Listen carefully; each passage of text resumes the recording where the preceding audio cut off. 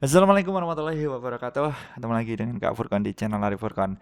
Pada video kali ini Kak Furkon kembali berbagi pembahasan soal ya, tes kemarin ya 30 soal ya. Literasi numerasi yang sudah diujikan hari kemarin. Untuk teman-teman yang terjadwal tanggal 22 Juli itu kan hari ini ya, bisa dijadikan apa tambahan referensi ya untuk teman-teman yang akan tes nanti ya kan sesi 1 maupun sesi 2. Semoga dilancarkan. Langsung saja kita ke pembahasan soalnya teman-teman ya. Oke. Ini kemampuan dasar literasi ya teman-teman ya. Jadi kemarin itu ada 30 soal, ya kan? 30 soal ini terbagi menjadi dua ya teman-teman. 15 itu literasi, ya kan teman-teman? Kemudian 15-nya itu numerasi. Waktunya berapa Kak? Waktunya itu 60 menit teman-teman. Jadi satu soalnya itu 2 menit. Ini dan kemarin banyak yang mengeluh ya karena bacaannya itu panjang banget. Langsung saja kita ke soal yang pertama. Di sini ada teman-teman ya, perhatikan ada UMKM. Kemudian pokoknya intinya saja langsung ke pertanyaannya saja teman-teman. Ini kan cuma bacaan saja ya kan. Peran usaha mikro kecil dan lain sebagainya. Langsung saja pertama itu teman-teman baca pertanyaannya.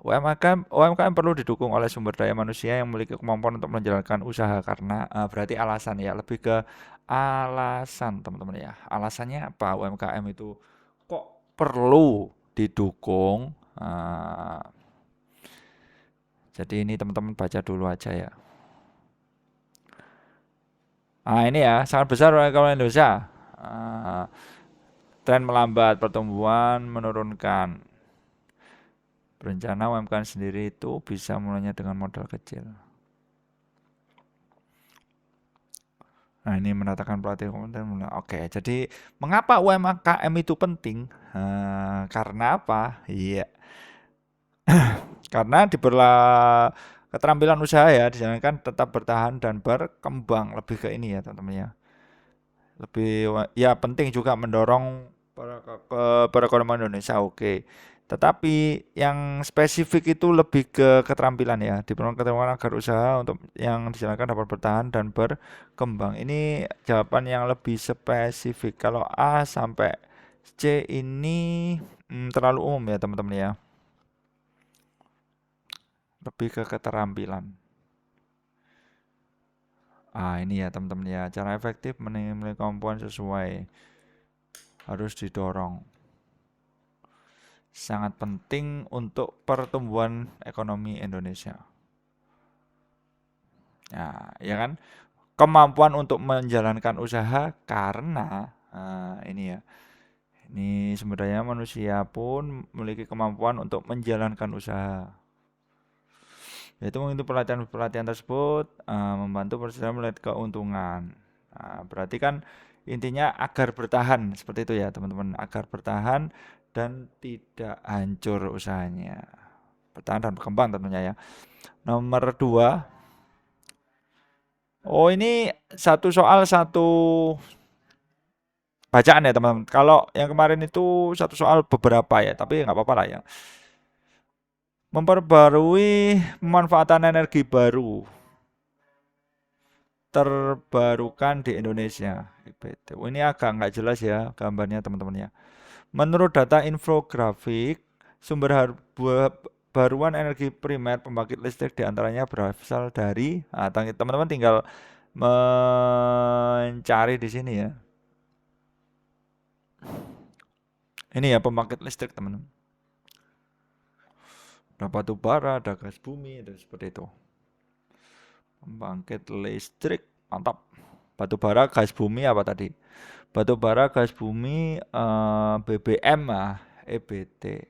Jawabannya yang ini ya, yang B ya teman-teman ya. Sudah jelas sih teman-teman, gampang. Nomor 3, bacalah teks di bawah. Ini enak, teksnya sedikit ya. Aku sangat senang sekali membaca buku Perbaikan yang Tepat ya teman-teman, paragraf di atas. Aku sangat senang. Wah, ini ya, sangat senang sekali ya. Ini pemborosan kata ya. Tidak sesuai ya, tidak sesuai. tidak sesuai. Berarti harusnya aku sangat senang membaca buku ini gitu aja. Aku sangat senang sekali ya kan. Lanjut ke nomor 4. Malam ini indah. Sebuah program harus memiliki syarat tertentu. Yaitu apa? Ini berarti kesatuan ya teman-teman. Kepaduan, angin berembus pelan. Ya, kelengkapan jelas ya. Kesatuan, kepaduan. Jawabannya yang A. Oke. Lanjut ke soal nomor 5. Proses pengimbuhan pada kata berpakaian sama dengan proses pengimbuhan pada kata berpakaian. Berarti membuat sesuatu berpakaian ya. Membuat sesuatu jadi apa? Memakai sesuatu kita. Berarti yang mananya membuat sesuatu. Ya ini ya, membuat sesuatu menjadi berdandan. Ya kan? Membuat sesuatu jadi memiliki pakaian. Membuat sesuatu jadi memiliki dandanan. Oke, lanjut. Nomor 6. Tapi ini sepertinya jarang ya ini. Jadi teman-teman bacaan kemudian dianalisis. Kemarin yang keluar itu seperti itu. Bacaan kemudian teman-teman disuruh analisis. Analisis. Jadi kalau ini kemarin nggak apa belum ya. Lebih ke bacaan yang tadi ya teman-teman. Kita coba cari yang bacaan aja. Bacaannya itu panjang sekali. Kayak gini, kayak gini. Ini masuk nih teman-teman ya. Berlaku curang. Nah, coba kita ini. Kalau tadi ini nggak masuk teman-teman ya. Mantap jiwa. Nah, ini tapi lebih panjang dari ini. Berlaku curang pada saat mengikuti ulangan. Tidak diketahui guru. Oke, kita coba analisis ya. Simpulan yang tepat. Namun mereka tidak sadar menimbulkan ketidakadilan. Aku curang dijatuhi ketika melakukan ulangan. Oke, jawabannya yang apa ini? Intinya ketidakjujuran ya. Nah, ini jawabannya yang B, ya kan? Ketidakadilan antar siswa dalam penilaian. Oke, seperti itu. Saya kira ini nggak masuk teman-teman ya. Kayak gini ada bacaannya. Ini juga masuk teman-teman ya. Nomor berapa ini? Nomor 12 ini masuk teman-teman ya. 19 sampai 20 juga masuk. Coba kita analisis. Ramin tak kunjung pulang. Ini bacanya harus cepat teman-teman ya. Jadi waktunya itu nggak sampai 2 menit ya. Mengapa Ramin dikejar-kejar oleh petugas? Langsung saja teman-teman fokus ke pertanyaannya.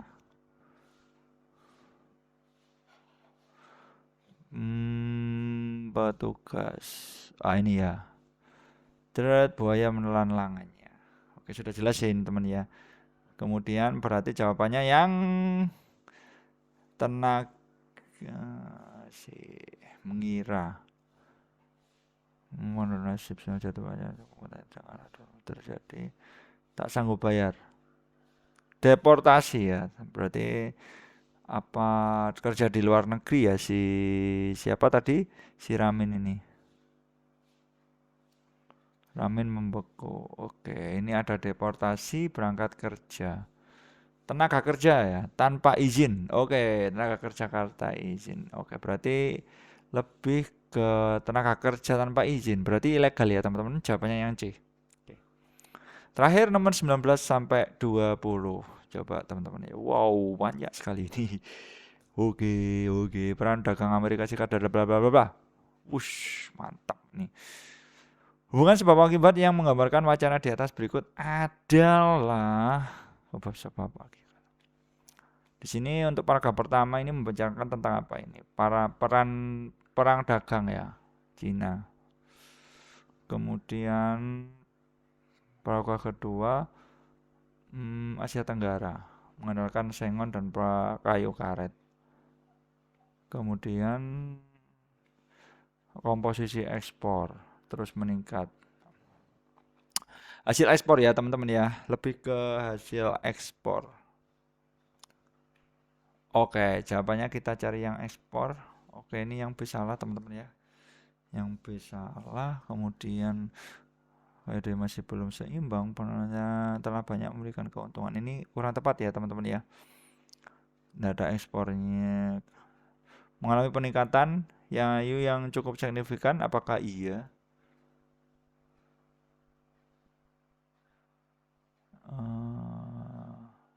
Nggak ada ya teman-teman ya. Di sini kan jumlah ekspor baru 30% dan lebih kecil. Berarti kan kurang tepat gitu loh teman-teman ya.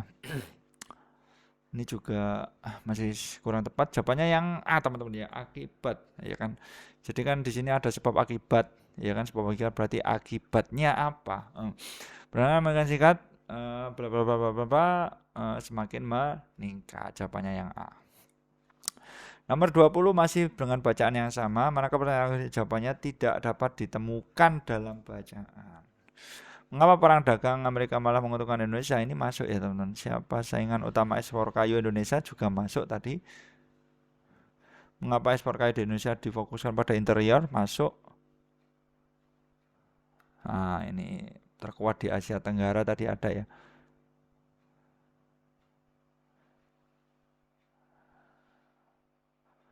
Mereka sayang daerah-daerah Myanmar. Ini ya. Kuat. Fush, mantap. Paling besar atau paling kuat.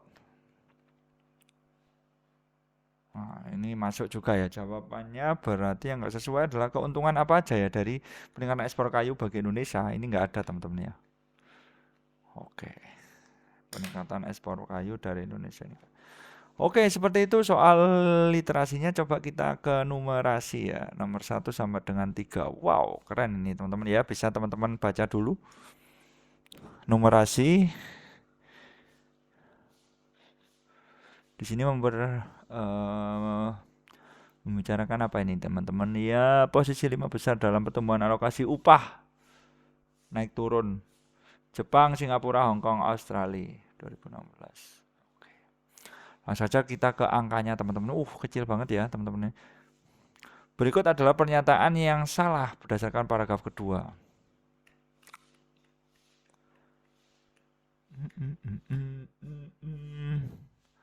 Indonesia masuk dalam bursa 5 besar pertumbuhan alokasi upah tertinggi di Asia Pasifik. Indonesia. Wow, kecil sekali teman-teman ya. Masuk 5 terbesar atau enggak? Coba besar Indonesia. Ya masuk ya teman-teman. Di sini teman-teman 1 2 3 4 5. Peringkat 5 Indonesia. Berarti di sini masuk. Berarti ini masuk teman-teman ya. Kan tidak sesuai, yang salah. Kemudian Indonesia diperkirakan akan mengalami kenaikan alokasi lebih dari 9% dari tahun sebelumnya. 9%.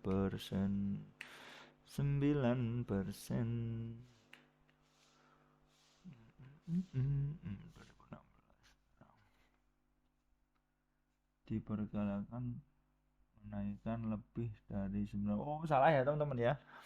Di sini kan apa 9% itu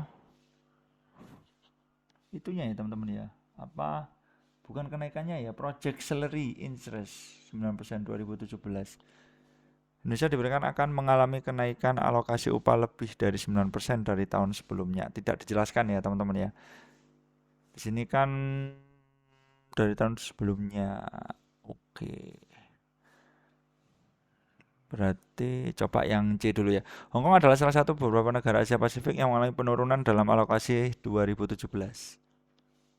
Hong Kong ini. Masuk ya teman-teman ya, masuk. Dia akan menurun. Ini berarti diperkirakan ya. Berarti salah ya teman-teman ya. Jadi tidak ada perkiraan di sini ya, teman. Ini data real ya, data real. Jadi untuk tahun sesudahnya itu tidak ada dijelaskan. Tidak kurang dari 4.000 perusahaan. 4.000 perusahaan. Ya, masuk ya teman-teman ya. 4.000 perusahaan ini masuk. Lumayan ini soalnya teman-teman ya. Singapura diprediksi masih menghadapi masa sulit di tahun 2017. Singapura. Oh ya, ini cuma 4% ya. Ini masuk karena dia itu konstan ya. Konstan di angka yang kurang ya, angka yang kurang. Makanya dia itu benar konstan di angka yang kurang, berarti kesulitan. Berdasarkan paragraf kedua, jika Indonesia tidak berada pada posisi 5 besar dalam pertumbuhan ini, maka pernyataannya mungkin benar. Wow, mungkin benar. Mungkin benar, mungkin benar. Indonesia sedang memiliki masa sulit di tahun 2015.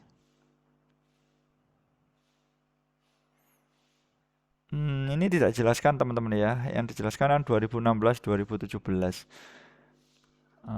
Ini salah. Yang dijelaskan itu 2016 sama 2017.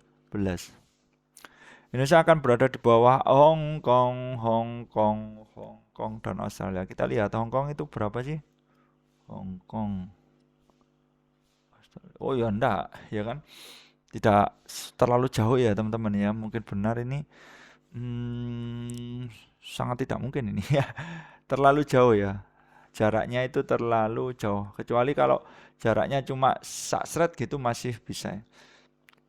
Indonesia diprediksi mengalami masa sulit di tahun 2017. Masuk ya teman-teman ya, ini yang apa C jawabannya ya, yang C. Ya masa sulit karena itu tadi iklim ekonomi sangat berpengaruh. Ini juga enggak ya. Loh, ini masuk harusnya. Masuk. Oke. Lanjut ke nomor 3 soal terakhir ya teman-teman ini. Oke. Ternyata yang kurang tepat untuk paragraf terakhir adalah, yuk paragraf terakhir. Oke, ya kita cari satu-satu, ini lama ini ya. Seluruh warga negara pasti diberi mulai kenaikan lebih dari 5% pada 2017. Prediksi ya teman-teman ya. Tadi ada ya, ingat Kak Furkan ya, 5%.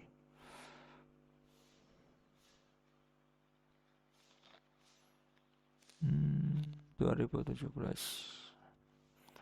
Aman ya, 5,9 berarti kan lebih dari 5%. Iya, teman-teman.